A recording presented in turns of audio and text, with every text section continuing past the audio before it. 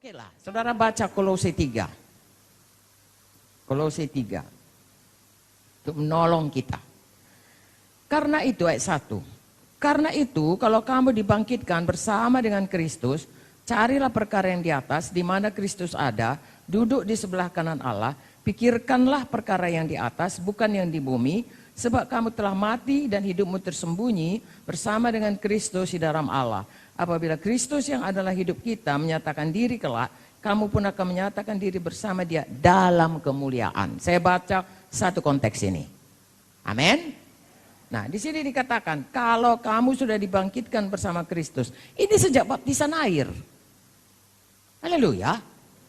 Dibangkitkan bersama Kristus kan pada waktu kita dibaptis, kita dikuburkan bersama Kristus, kemudian dibangkitkan bersama Kristus. Carilah perkara di atas, mulai dari kita lahir baru, dibaptiskan, selalu fokus sama Tuhan. Cari perkara di atas, yang mana Kristus ada. Duduk sebelah kanan Allah Bapa. Pikirkan selalu perkara di atas. Lagi-lagi, persembahkan hidup kita, tubuh kita, jiwa, roh, seluruh diri kita. Mengasihi Tuhan, bukan perkara yang di bumi. Kamu sudah mati, hidupmu tersembunyi. Hidup lama kita itu sudah mati. Jangan lagi kembali kepada kita yang di atas tahta. Sekarang Yesus yang di atas tahta. Hidupmu tersembunyi dalam Kristus. Hidupku ini bukannya aku lagi, tapi Kristus hidup dalamku. Itu semua yang saya sampaikan kepada saudara adalah ayat demi ayat demi ayat. Haleluya. Ya. Lalu kita lihat di sini, kalau Kristus nanti menyatakan diri, kita pun dalam kemuliaannya. Amin, saudaraku. Tuhan mau kita kembali kepada kemuliaannya. Pada waktu Dia ciptakan kita kemuliaan, pada waktu berdosa kehilangan kemuliaan, Tuhan pulihkan kita dari kemuliaan yang semakin besar, semakin besar, semakin besar. Siapa yang melakukannya? Roh Kudus. Jadi kabar baik sekali saudaraku, pada waktu kita selamat, Tuhan berikan Roh Kudusnya dalam kita. Yesus ada dalam kita, dalam Roh Kudus ada dalam kita. Nah kalau Yesus sekarang, tubuh manusia Yesus, ada di sebelah kanan Bapa di sorga. Tapi Dia katakan, bergunalah aku naik ke sorga, supaya aku mengirimkan penolong itu yang sama seperti aku untuk menolong kamu. Ya, buku Yohanes menerangkannya berkali-kali mengenai bagaimana Roh Kudus itu saudaraku menolong kita. Ya, tapi biarlah kita tahu bahwasanya hidup kita ini jadi terbelah dua. Satu, tunduk kepada Roh Kudus untuk hidup bagi Tuhan. Satu, tunduk pada kehendak daging untuk dipikat, diseret sampai kepada dosa.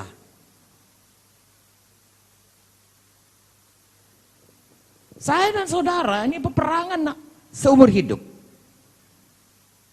Bukan hanya jiwa baru saja. Sampai kita dipanggil Tuhan.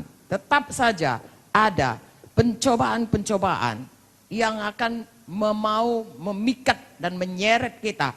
Sehingga kalau kita setuju, ya pencobaan itu dibuahi menjadi dosa, dosa itu berkembang terus. Kalau tidak dibunuh, digugurkan saudaraku, ya dengan kuasa Roh Kudus, matikan itu semuanya, saudaraku dengan darah Yesus, dengan firman Tuhan, ya dengan iman yang teguh, dengan tindakan untuk bertobat sungguh-sungguh, saudaraku itu kan melahirkan dosa. Kalau Raja Daud pun saudaraku bisa kalah, enggaknya kita lebih hebat dari Raja Daud. Ya, semua hamba-hamba Tuhan yang dituliskan dalam Alkitab, ada semuanya, ada hal-hal yang membuat mereka itu bisa melanggar, dipikat, diseret itu. Itu dituliskan supaya kita belajar. Haleluya. Ya, Tuhan sangat baik saudaraku. Roma 8, kita baca lagi Roma 8. Sebenarnya mulai dari ayat 1 ya.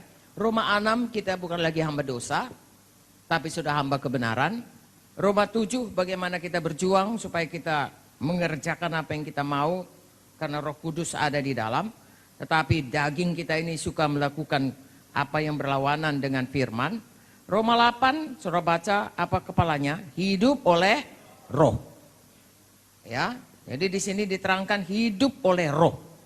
Paling tidak sampai ayat 17. Ya, sampai ayat terakhir ayat 39 kita lebih daripada orang yang menang. Haleluya. Dengan iman yang teguh. Haleluya saudaraku. Jadi Roma 8 hidup oleh roh. Saudara baca ya mulai dari ayat 1. Kita baca saja. ayat 1. Demikianlah sekarang tidak ada penghukuman bagi mereka yang ada dalam Kristus Yesus. Roh yang memberi hidup telah memerdekakan kamu dalam Kristus dari hukum dosa dan hukum maut. Sebab apa yang tidak mungkin dilakukan hukum Taurat karena tak berdaya oleh daging, telah dilakukan oleh Allah dengan jalan mengutus anaknya sendiri dalam daging yang serupa dengan daging yang dikuasai dosa karena dosa. Ia telah menjatuhkan hukuman atas dosa di dalam daging supaya tuntutan hukum Taurat digenapi dalam kita yang tidak hidup menurut daging tapi menurut roh. Sebab mereka yang hidup menurut daging memikirkan hal-hal yang dari daging. Mereka hidup menurut roh memikirkan hal-hal yang dari roh. Karena keinginan daging adalah maut, tapi keinginan roh adalah hidup dan damai sejahtera.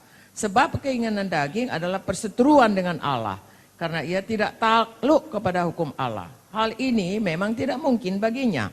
Mereka yang hidup dalam daging tidak mungkin berkenan kepada Allah.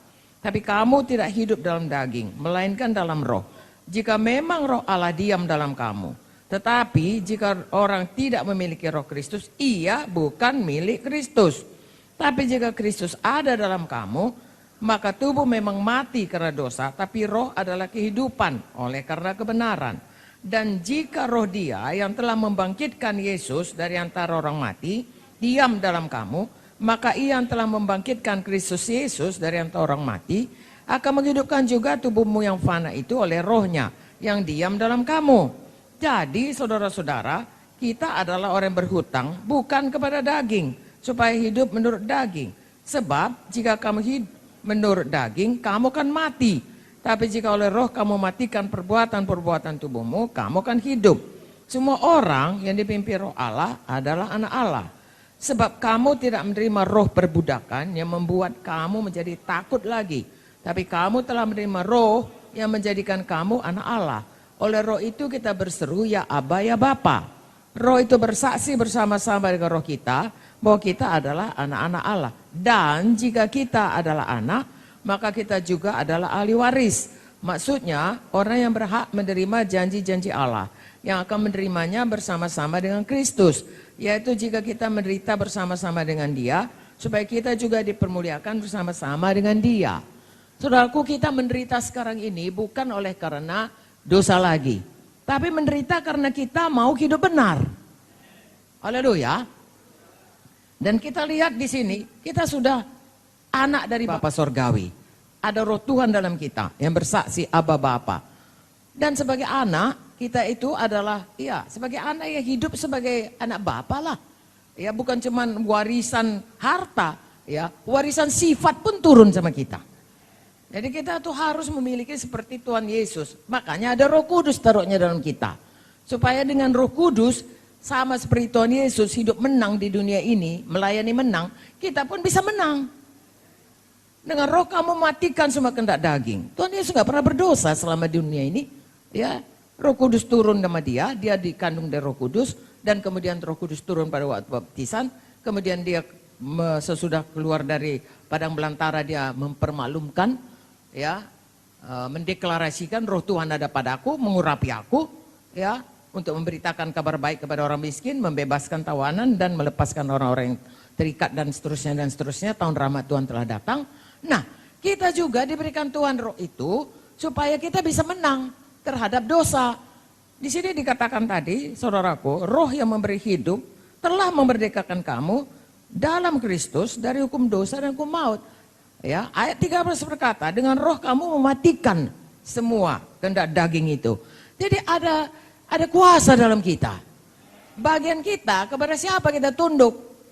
Kalau kita tunduk kepada Roh Kudus, peka dengar suaranya, patuh kepadanya, menyangkal diri untuk hidup dalam jalan-jalan yang ditunjukkannya, maka kita seperti Tuhan Yesus. Ya, kita itu orang yang lebih dari orang yang menang.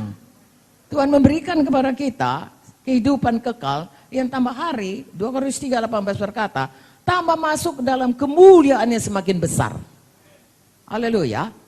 Mengapa? Karena semua zoe, semua karakter kehidupan, Yohanes 15, ya, carang melekat kepada batang itu, kita dekat dengan Tuhan, melekat kita sama Dia, bertambah hari zatnya bertambah banyak, kasihnya bertambah banyak, ya, hikmatnya bertambah banyak, kuasanya bertambah, maka akan kelihatan buah Roh Kudus itu, buah dari kehidupan yang kudus itu bertambah-tambah seperti Yesus ada dalam kita.